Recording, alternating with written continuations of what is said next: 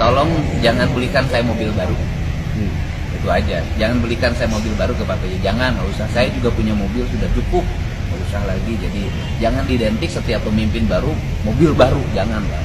Belanja mobil barunya kalau sudah dianggarkan untuk belanja jalan atau rumah rakyat miskin di Jawa Barat, kita ubah, jangan diubah. Kalimantan Timur adalah ibu kota Nusantara. Kalimantan Timur adalah miniatur daripada Indonesia. Tamu daripada Kalimantan Timur itu bukan hanya kepala daerah se-Indonesia, tetapi juga adalah dari global. Masa iya kepala daerahnya pakai mobilnya ala kadarnya, jangan dong.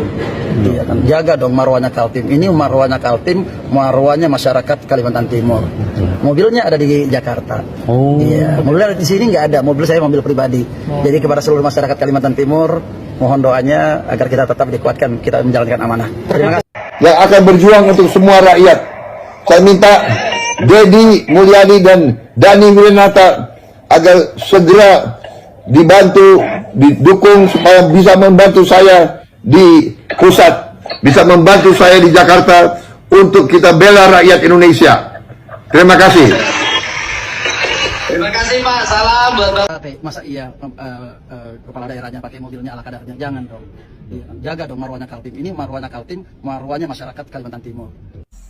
Izin Bapak Gubernur, kalau buat menjaga marwah Kaltim bukan dengan cara kayak gini menurut aku ya. Percuma pemerintahnya punya fasilitas mewah buat menjaga marwah, tapi sebenarnya udah viral di mana-mana bahwa kondisi Kaltim tuh nggak baik-baik aja. Banyak banget jalan nasional yang nggak seharusnya kayak gitu. Sedih banget lihat keadaan kayak begini. Di saat Kaltim yang lagi masih amburadul, jalan nasionalnya masih rusak minta ampun, tapi dengan entengnya pemimpin kita bilang buat menjaga marwah. Marwah ini juga nggak sinkron. Sekdanya bilang buat kebutuhan Bapak Gubernur buat bisa jalan ke pelosok-pelosok ke jalan-jalan rusak. Nah kata gubernurnya sendiri buat fasilitas di Jakarta. Izin, buat apa sih kayak gini Bapak? Buat apa? Coba benahi dulu Kaltim, benahi dulu infrastruktur yang ada di Kaltim, di pelosok-pelosok. Terus mau beli mobil harga 100M, silakan deh. Mau beli 200M, silakan deh. Nih Pak Gubernur, kalau mau jaga marwah Kaltim, jalan nasionalnya diperjuangin, nggak kayak begini. Ini jalan nasional loh, jalan nasional Kaltim, tapi jalan tanah. Ini bukan jalan kebun guys, tapi ini jalan nasional penghubung Kalimantan Timur sama Kalimantan Tengah. Tapi begini, tapi jalannya begini ya. Kaltim salah satu provinsi terkaya, tapi jalan nasionalnya kayak begini. Ini yang mau jaga marwah, nggak ada marwah-marwahnya Kaltim kalau jalan begini. Ada babu rakyat yang merasa layak dengan mobil 8,5 miliar. Pak, spill dosanya dong, aura penindas rakyatnya kuat banget. KPK nggak penasaran nih buat audit gubernur satu ini.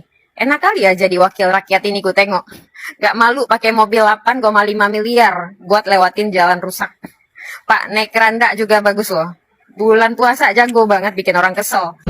Masa iya kepala daerahnya pakai mobilnya ala kadarnya, jangan dong.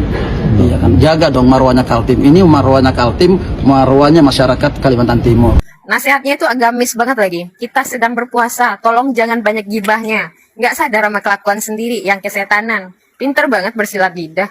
Anda yang ngomong kami se-Indonesia yang malu, Pak. Bukankah marwah pemimpin itu adil, jujur, dan bijaksana ya? Nggak ada hubungannya sama sekali dengan mobil 8,5 miliar.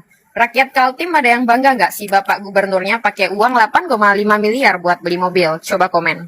Marwah itu ketika tanggung jawab maksimal sebelum menuntut hak. Bicara marwah, di mana marwah Anda sebagai pemimpin bermewah-mewah dalam keadaan rakyat yang masih susah? Koreksi kalau benar. Masih ada rakyat yang luntang-lantung cari kerja, pendapatannya minim. Marwah itu kurang lebih martabat seseorang yang diukur dalam bertindak, dampak fungsional alias guna. Pertanyaannya, tindakan dan dampak apa yang sudah Anda lakukan? Sejauh mana gunanya? Sehingga berani sekali bicara fasilitas. Sudahkah memperlakukan rakyat sebagai prioritas? Panutan Anda Firaun atau Rasulullah, Pak? Bertanya dengan nada sopan. Siapa Anda pikir diri Anda itu? Raja Sulaiman. Udah beres belum soal jalan rusak bertahun-tahun, banjir, soal daerah 3T udah teratasi belum? Fasilitas sekolah rusak, soal kemiskinan, stunting. Bagaimana distribusi pembangunan? Udah merata belum? Minimal, kalau jadi manusia itu, ya punya rasa malu, terlebih pemimpin. Koreksi kalau bener. Bisa-bisanya petantang petenteng pakai uang rakyat, tapi rakyatnya masih jauh dari kata sejahtera. Nggak tahu malu sekali. Sama kayak orang tua yang pamer tas branded, jam tangan Rolex, hutang di mana-mana. Anak-anaknya pada kelaparan. Tanggung jawab nggak beres, malah menuntut hak set tinggi langit. Urap malunya dong. Tolong, itu pun kalau ada. Tapi rata-rata pejabat Indonesia kan emang nggak punya. Aduh. Denger ini, simak baik-baik, tonton sampai habis ya. Tonton sampai habis biar nggak emosi.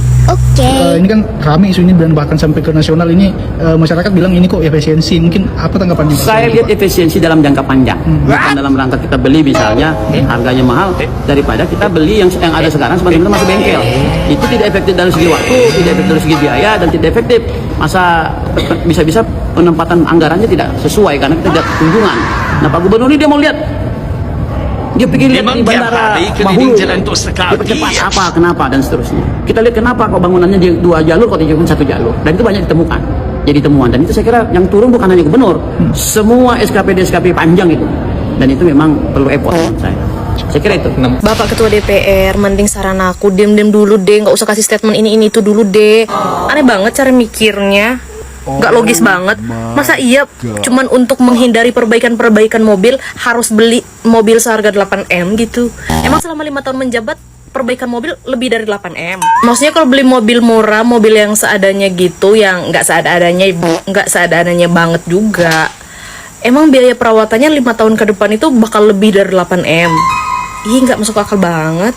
Diam-diam dulu deh Bapak, diam-diam dulu, diam-diam baik. Sekarang masyarakat Kalimantan Timur lagi kesel-keselnya, lagi nggak terima-terimanya dengan keadaan pemerintah sekarang. Ya, jadi diam-diam baik aja dulu. Tenangin dulu masyarakat dengan statement-statement yang lebih baik, lebih menyenangkan hati, lebih mengenakan telinga masyarakat Kaltim, lebih bikin adem gitu loh. Jangan tambah-tambahin statement yang bikin masyarakat lebih jengkel, lebih dongkol. Gitu. Lu komen di bawah ya, bagi siapa aja lu yang pernah ngelihat ada pejabat yang mikirin kutang sama cangcut rakyat. Lu komen di bawah siapa namanya, gue kagak tahu, kagak pernah nemu gue. Baru kali ini gue ngelihat pejabat datang ke tempat bencana, bukan cuman makanan doang yang dia pikirin, bukan cuman baju doang yang dia pikirin, sampai kutang sama cangcut emak-emak dia pikirin. Yang dalam ada. Apa coba lihat? Yang cewek yang cowok kan? Cewek Ada kayak gini. Ambil kutang. ini kayak gini, satu ininya berapa? Lusinnya tergantung Parah sih ya. M 100 lusin, L 100 lusin, Ya. Ini waktu belanja itu kan. cowoknya juga sama. BH-nya ada? Ada. Terus kalian BH-nya. Sampai ke sana emang ya. Ini di luar nalar ya. Daster ada? Daftar sebelah kan? Sebelah, ayo beli daster. Dari kejadian bencana yang ada di Sumatera, kita para rakyat bisa melihat berbagai macam wajah para pejabat beserta tindak tanduknya dan serba-serbinya serta keunikannya. Ada yang datang ke sana mengambil video, ngedorongin lumpur, tapi pada akhirnya diocehin netizen. Ada juga yang diambil videonya sedang membuang lumpur pakai skop, diocehin juga sama netizen. Betul. Ada juga yang datang ke sana, nunjuk sini sambil pakai rompi. Ada lagi pejabat yang rakyat sedang sibuk gercep menggalang dana sana sini karena ini bencana darurat.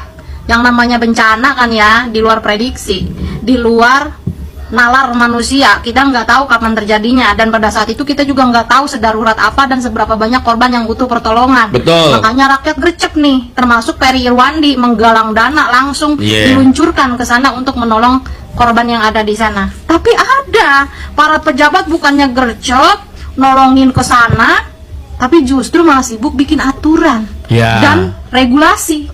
Ada lagi yang keunikannya di luar Nurul. Orang ngegalang dana nih, kita cepet-cepet pengen bisa bantuin saudara-saudara kita yang kena bencana, pengen cepet-cepet nyalurin bantuan. Bukannya disupport, boro-boro dapat penghargaan, malah dikata-katain, katanya si paling Sumatera, si paling Aceh. Eda kata gua nih orang, hati nuraninya di mana? Tahu. Tapi untungnya nih, di antara tuh orang-orang unik masih ada yang lempeng. Siapa lagi kalau bukan bapak lu? Bapaknya Jawa Barat, bapak aingnya Jawa Barat, Kang Deddy Mulyadi. Kang Deddy tuh datang ke sono, segala bantuan dia kasih, segala kebutuhan dia beli. Sampai nih seumur-umur gue numpang hidup di dunia udah 37 tahun, baru kali ini gue ngelihat pejabat sampai kutang sama cangcut baik dia beli. Bener kok. Korbannya dipikirin sampai ke yang kecil-kecil kayak begitu dia pikirin. Mana ada pejabat dari dulu kata gue baru kali ini gue ngeliat pejabat sampai ke kutang-kutang cangcut bayi dipikirin sama dia.